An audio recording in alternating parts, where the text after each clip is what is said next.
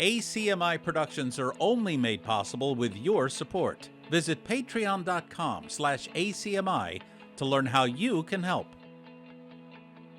ACMi gets a visit from our sister city. True Story Theater celebrates 25 years, and Arlington residents gather for an Earth Day cleanup at the Alewife Brook. From McLennan Park to Spy Pond, from Poets Corner to the Mystic River, we have Arlington covered, giving you stories that count from people who care. Reliable, trustworthy, dependable. This is the nationwide award-winning ACMi News. Hello everyone, I'm Josh Gishri. And I'm Paul Werlin. Welcome to today's edition of ACMi News. On April 25th, volunteers gathered along Alewife Brook in Arlington for an Earth Day cleanup hosted by the aptly named group Save the Alewife Brook. According to organizers, nearly 200 attendees helped remove trash and learn more about flooding and pollution concerns in the area. Under sunny skies, Alewife Brook became more than just a walking path or green space. It became a meeting point for neighbors, organizers, and volunteers who came together for an Earth Day cleanup. The morning began with sign-in sheets, waivers, and a quick welcome from Save the Alewife Brook. We are Save the Alewife Brook. We are a grassroots group representing folks from Cambridge, Somerville, Arlington, Belmont, and Medford, and we're working to end sewage pollution in the brook. After the welcome, volunteers were divided into groups and sent in different directions along the brook. Some headed north, while others moved toward the T-stop. There are so many people here that it would be great to spread some of us out. DCR pickups are supposed to be located on the other side of Route 2 on the overpass. There should be a pickup over there, which is where the truck will be with your trash. A group that's interested in pulling things out of the brook, I'm going to be leading that. For many people there, the event was about more than picking up trash. Organizers also used the cleanup as a chance to explain why Alewife Brook matters to nearby communities, especially during heavy rain and flooding. We're also announcing today our community plan for the brook. The plan that MWRA has suggested is not good. Although it is a huge spend, it's $340 million. Only 0.1% of it includes sewer separation, which means that when we have too much stormwater in the pipes from future rain events, we will have much larger amounts of sewage being dumped into the brook than we're even seeing here today. Well, the bottom gets more intimate and more weight, and the top is more difficult. Yeah. Kristen Anderson told volunteers that the brook has seen serious pollution and flooding problems connected to combined sewer overflows, also known as CSOs. She said the issue affects not only the environment, but also people who live, walk, bike, and spend time near the brook. In 2023 alone, 29 million gallons of untreated sewage were discharged into the brook, and that same year, the brook flooded 5 times, sending sewage floodwater into the path. We saw children riding bikes in it, and we saw parents pushing baby strollers through it and joggers running through it. It's unacceptable. Organizers say the cleanup shows how much local support there is for protecting the brook. They also pointed to possible long-term solutions, including sewer separation, wetlands, dredging, and river restoration. And there are a number of people already who have gotten sick from this, including myself. I had it come into my house through the back door. My neighbors had it come into their homes through the back door. We didn't know what was in the water. We got terribly sick with fevers, aches, headaches, muscle aches, and bloody diarrhea. It was awful, and we don't want it to happen to anybody else, but there is an enormous opportunity to fix it now. And the MWRA has the money to do it. That's right. And for just $46 more per year to households annually, they can completely fix the problem. But previous leadership there has refused to budge on that. And so your support here today is going to help push the needle forward, and we're going to get this solved.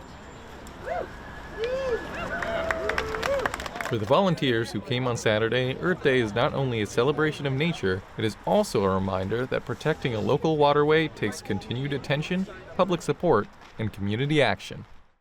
Residents and officials poured in from Arlington, Belmont, Cambridge, Medford, and Somerville. Save the Alewife Brook says it will continue advocating for long-term restoration. Monday and Wednesday evenings are going to be a bit busier for Arlington for the next few weeks. The annual town meeting has returned and is much larger than in previous years. With a total of 252 representatives across our 21 precincts, the group will continue to meet until all 96 warrant articles have been addressed. The 28th of April was the first meeting, which opened with a performance from the Menotomy Minutemen. And moderator Greg Christiana shared the enduring historical significance of town meeting. American history crisscrosses our town as casually as we do going about our everyday lives. Given the unique and historic qualities of our town, it's no surprise that the current 73rd governor of Massachusetts chooses to call this place home. We may dress and speak a bit differently from our revolutionary predecessors, and we may have more distractions with our cell phones and social media. But in many ways, we are the same.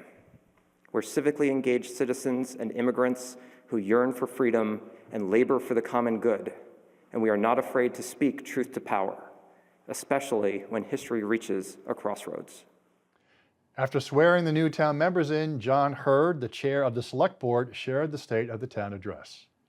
I'm honored to stand before you all on behalf of the Select Board to reflect on the state of the town and the progress we've made together over the past year here in Arlington. First, I want to begin with gratitude. On March 28th, Arlington residents came together and made their voices heard by passing a successful override vote by a resounding margin. That decision reflects a deep commitment to maintaining the high quality of services, schools, and community life that define our town. It was not an easy choice, and it speaks volumes about the shared values of this community. At the same time, we recognize that an override is not a long-term solution. As town staff and officials, we have a responsibility to continue examining our budgets carefully, identifying efficiencies, and reducing expenses where possible, and to pursue new sustainable sources of revenue. Our goal must be to lessen the impact of future overrides while preserving what makes Arlington such a special place to live. The first meeting ran for a quick 3 hours, and representatives addressed 18 of the 96 proposed articles. ACMi News will keep you updated on the major decisions, and you can catch all of the government meetings on acmi.tv. If the terms backstitches, blocking, and binding sound familiar to you, you just might be a quilter. The Quilters Connection member show came to Town Hall over the weekend from April 25th to the 26th. I'm the current president of Quilters Connection, which is a guild of about 140 members. Our members are from southern New Hampshire and Maine to the Cape. And this is our annual show. The exhibits here are from all of our quilters, and we also have a whole selection of quilts that we donate to the veterans through a veterans project, as well as a lot of comfort quilts, which are those. These go to the Hole in the Wall gang, Paul Newman's Camp for Kids in Connecticut. We also have a raffle quilt, raffle baskets, opportunities to purchase beautifully made things by our members at our boutique, which is on the second floor of this building, which is the Arlington Town Hall. The Guild meets Thursday evenings, usually the third Thursday of the month, from September through May. Our meetings are both simultaneously in person and on Zoom for those members who don't drive. Our speakers really come from around the world thanks to Zoom. The speakers not only come to do a lecture, they also will do a workshop teaching their specific techniques. The Fallen Church is right on Mass Avenue in Lexington, right in front of the Waldorf School.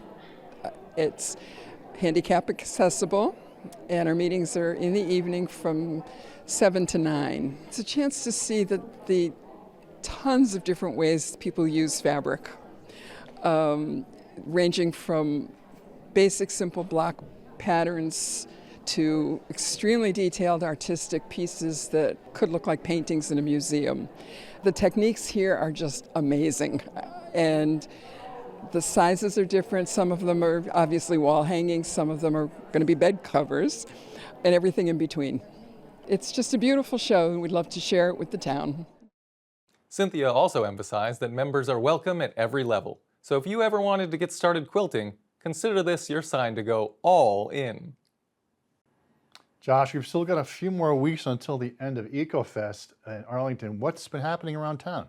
Well, Paul, EcoFest is in full swing from now until May 23rd. As part of the environmentally focused celebration, Arlington Community Education, otherwise known as ACE, held an introductory talk about electric vehicles.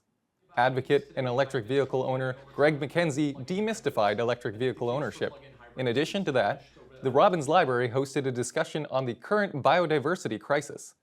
Amy Meltzer, co-chair of the steering committee of the Mass Pollinator Network and an active member of Grow Native Massachusetts, spoke about the evolutionary history among native bees, butterflies, plants, and fungi, and how symbiotic relationships among these diverse species are vital. And for more information on EcoFest events, including the summit on May 9th, visit arlingtonma.gov/EcoFest. Have you wanted to get down on the dance floor but don't know what to do once you're out there? Arlington Community Barn Dance can help you take the leap. Jacob Bloom has been calling dances for almost 50 years, and he'll walk you and other curious beginners through every dance, step by step. On the first Sunday of the month at St. John's Episcopal Church between October and May, people answer the call to dance.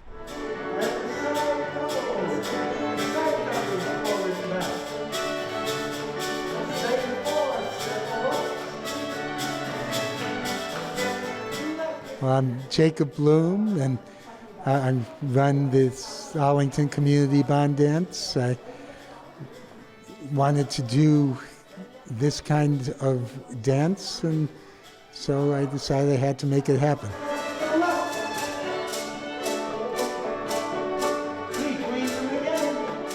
50 years or so ago, a dozen phys ed majors, part of their requirement for a one credit course was to attend a community recreational event and write about it. And as I was about to call a dance, asked, how do you become a caller?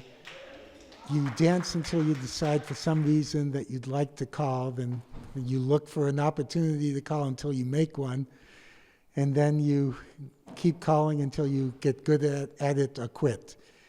And in 50 years, I haven't been able to improve in that description. And after 30 years, I started to get good at it.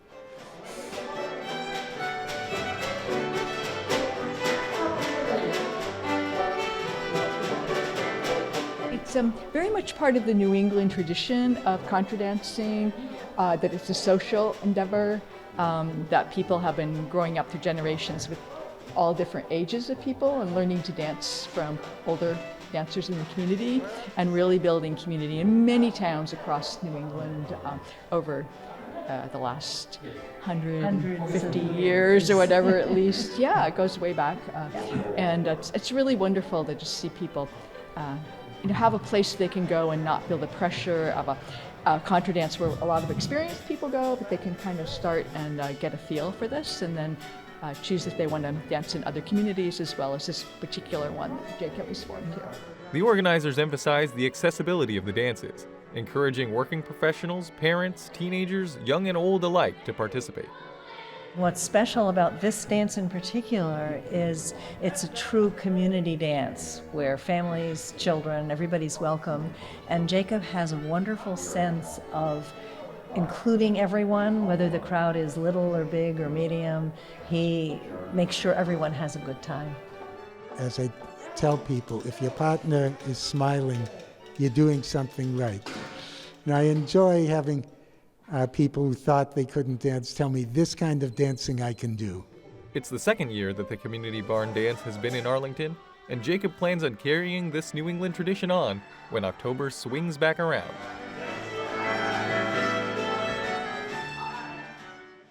That was a lot of fun. I'll have to find my dancing shoes before October. Did you know that Kurt Russell, the star of The Thing, Escape from New York, and The Hateful Eight, has deep roots in Arlington?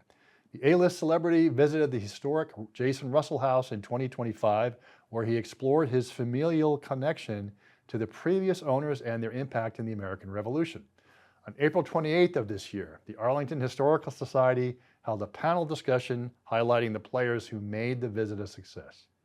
He was genuinely and thoroughly interested in the history of the Jason Russell House. And going into it, I thought, it was just some celebrity just probably doing something just to get a checklist going. But really, he was here. He was really asking questions. He led all of the groups of the media through the house. Answered everything after the first round of everything we told him, and he just absorbed all of this information. He was a participant in this tour. He was not a visitor or just, he wasn't going to just shut up and listen. He was part of it. My overarching goal is to put the Battle of Menominee on the map. I want the people, not just of Massachusetts, but of the nation to understand that a lot more happened on the first day, on April 19th, then Lexington and Concord. Our company has this software, we pull the reports. 400 million people saw the story in all 50 states. Turns out every single market ran a version of Boston TV, and then the Associated Press was there. So it ran in every market in the country. ACMi is proud to have documented Kurt Russell's visit, which will no doubt be a fond memory for everyone involved. AHS Pops Concert returned on May 2nd and May 3rd in Arlington's Town Hall, and this year's concert theme was Broadway musicals. The performances featured Arlington High School instrumental and choral programs. Close your eyes, picture the curtains opening, and let's enjoy a highlight.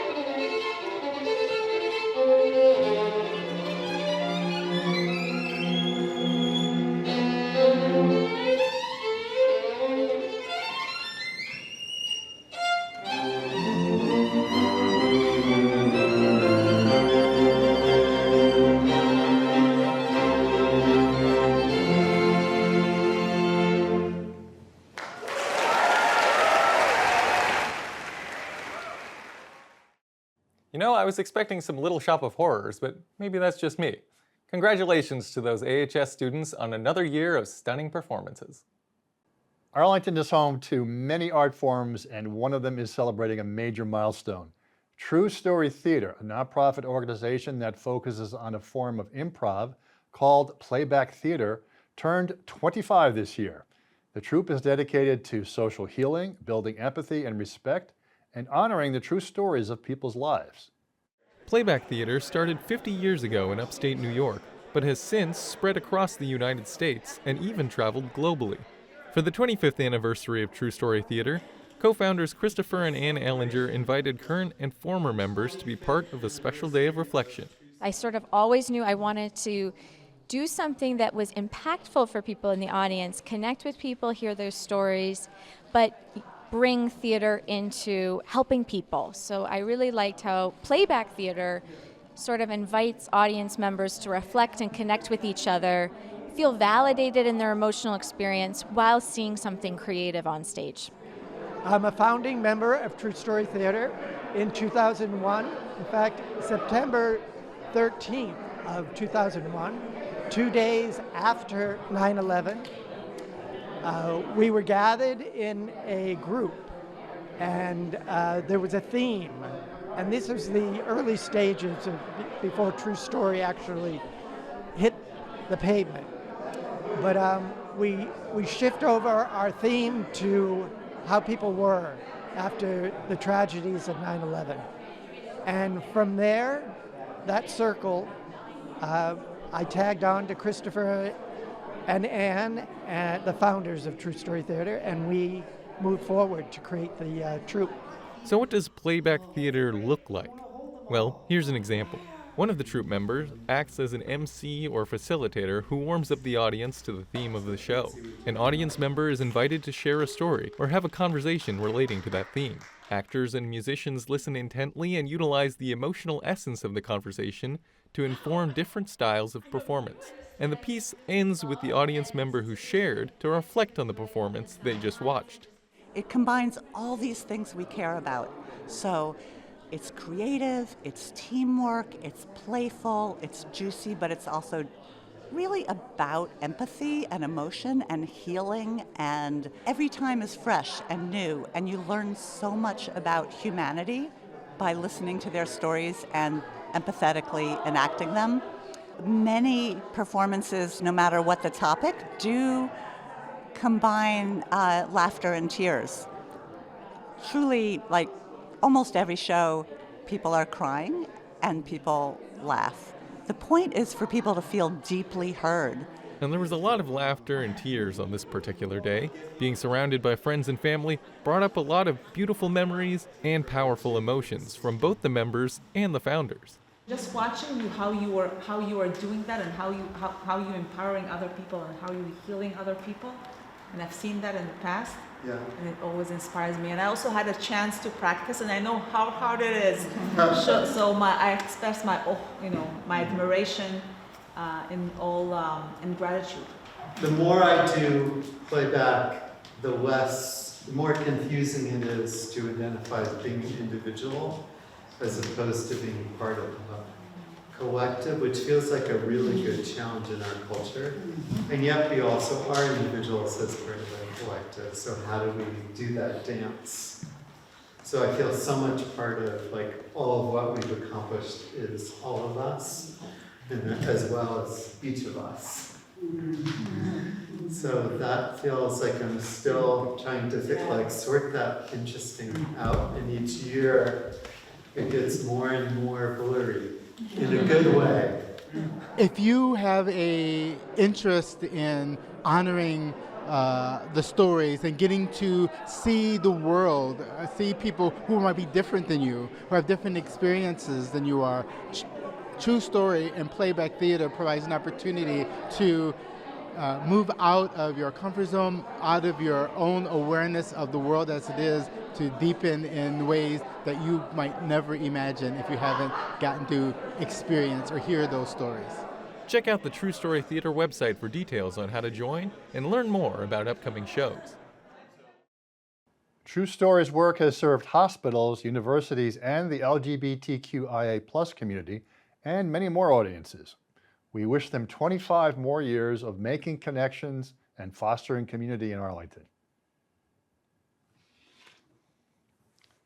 Now, Josh, I heard that you had a chance to try some more local cuisine lately. I wish I were you. Oh yeah, Paul. As you know, Arlington has a number of fantastic Mexican restaurants, so I visited a handful to get a taste of the Cinco de Mayo tradition.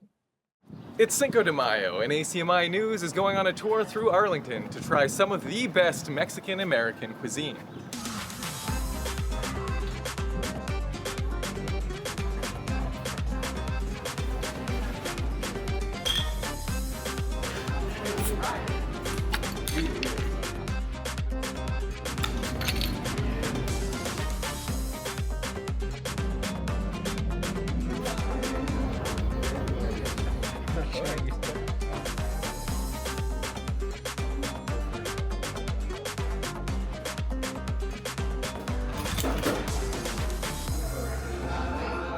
And that'll conclude our walking tour of Arlington's Mexican-American cuisine. We'll see you next year. Sources traced the tradition of Cinco de Mayo to Latinos in California, celebrating Mexico's victory over France at the Battle of Puebla before it expanded to a national celebration of Mexican-American culture. We hope you had a chance to see our social media story posts on Instagram and Facebook at ACMi TV. This year marks the 42nd anniversary of the Sister City partnership between Arlington and Nagaokakyo, Japan. 16 students had the unique opportunity to visit some Boston area staples, live with Arlington residents, and even make their own newscast right on this set. Hello, and welcome to the Nagaokakyo desk of ACMi News. My name is Hiroto. And I'm Mizuki.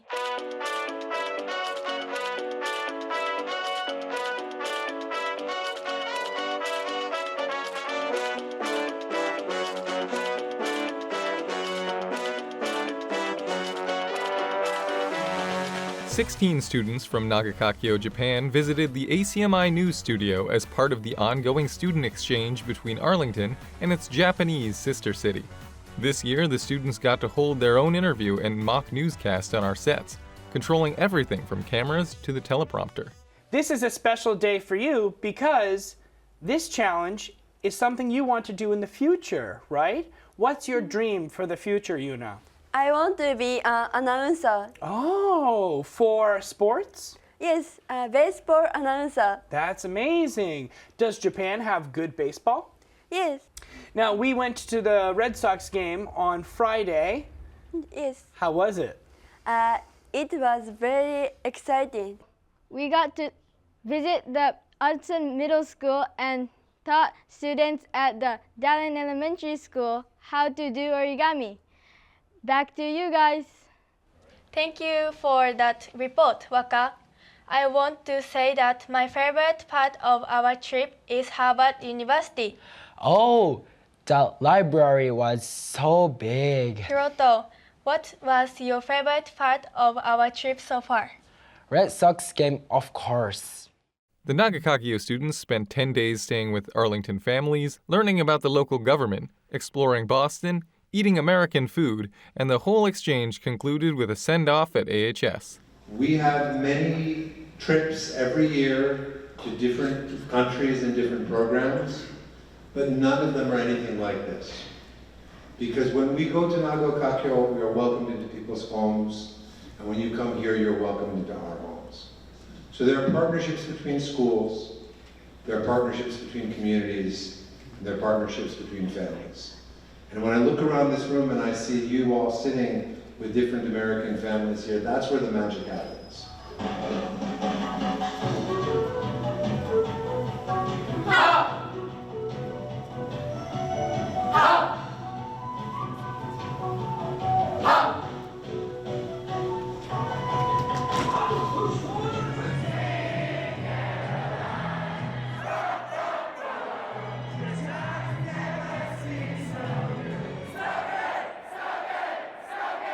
We hope the Japanese students had a relaxing journey home. We definitely won't forget their eagerness and smiling faces.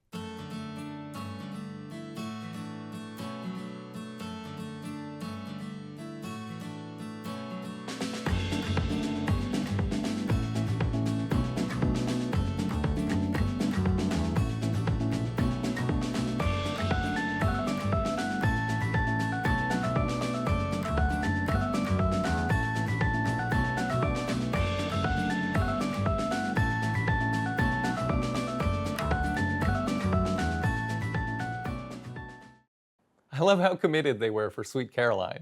Thanks again for visiting us. We look forward to introducing more students to our humble home in Arlington. And that'll do it for this week's edition of ACMi News. Do you have a story you want us to cover? Know about an upcoming community event? Share your ideas by writing us at the address on the upcoming screen. For ACMi News, I'm Josh Guichery. And I'm Paul Werlen. Thanks for joining us. We'll see you next time. You can always check out our latest segments and newscasts on the web at acmi.tv/news.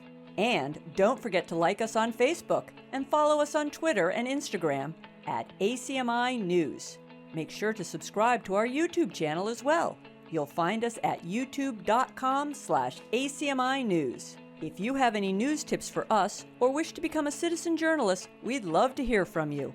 Email us at news@acmi.tv or stop by ACMI Studio A at 85 Park Avenue.